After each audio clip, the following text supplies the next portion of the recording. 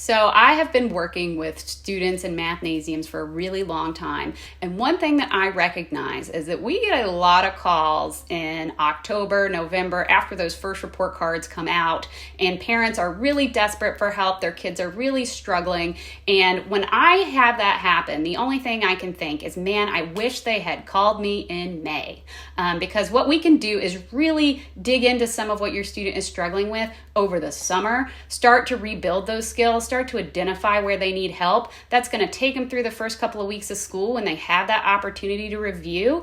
And hopefully they're going to be in a much better position when those first report cards come home. By the time that first report card comes home, we've lost so much time and so much of an ability to make a difference for your school age child that year. So we just want to make sure that we have the time to dig in there as soon as possible, get them back on track, and make sure they're going to be successful. So if you're at all concerned about how your child is going to do in math next year, don't wait. Call us now so that we can get started on helping math make sense to them for next school year.